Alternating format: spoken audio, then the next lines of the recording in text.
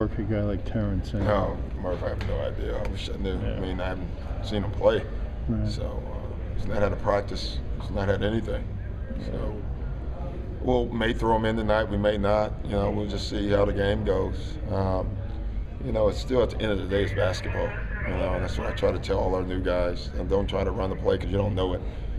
Just go out and play and try not to get in anyone's way. You know, and then try to get in someone's way on the other end. What's your impression of him? Don't know him yet, Murph, really. Yeah. You've probably had more conversation already than I have. So, you know, our coaches worked with him a little yesterday, just watching film, you know, and couldn't even go out on the floor with him.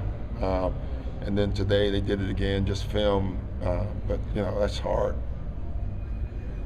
What's it going to take to defend these Lakers on an emotional night? Oh, I don't know. I mean, listen, it is an emotional night for them, and it should be. You know, they lost. You know, you can make the case the greatest owner, one of the greatest owners in team sports, and in a lot of ways, he's given this team its identity over the years. But we can't concern ourselves with that when the game starts. You know, our job is to play our game.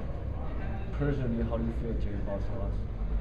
I didn't know Jerry well. I knew him, you know, more on the peripheral. I've had a couple conversations, a couple very interesting ones, which I will not share, but good. But they were interesting. You know, I just know what he meant to this franchise and to our league. I thought he changed, you know, sports in a lot of ways as far as the celebrity part of the game. People wanting to be in the crowd, and it was cool to come to games, and it wasn't just you know, any sport. It was basketball that started. Now it's every sport. What's the emotional state of your team? On the eve of the trade deadline, some major proposals have been associated with this team. Yeah, I think we're great. I think most of the talk has been you know, with you guys. You know, we don't have. It's really very little talk about it. Our guys know what's going on. We really know what's going on, and so I think our guys are good.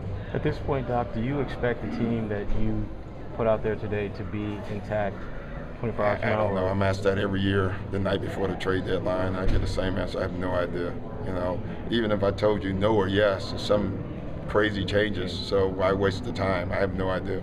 For young players, it usually takes them a minute to really understand what this time of year is like. I was just curious, as a coach, early on in your career, did it take time to kind of understand really what this week is about? Do you have to go through it to really understand it? Yeah, my ego was too big. I thought I was too valuable to trade, so I never worried about it. You know, I don't know. Honestly, I cannot remember ever thinking about being traded. And I'm sure it was probably mentioned or talked about. Hell, it had to be. If you're not the best player, then it's mentioned a lot, and I wasn't the best player. So, but I can't remember ever being even a talk. I remember later in my career with the Hawks, some of the veterans, when Stan Caston came around, guys started thinking, oh my gosh, Stan's around. I used to laugh at it because I never thought about it. So, and I think, honestly, I think a lot of our guys are like that. It's just more news now than when I played. You know, it's just so many more things, more venues, and so I would guess it must be harder now than when we played.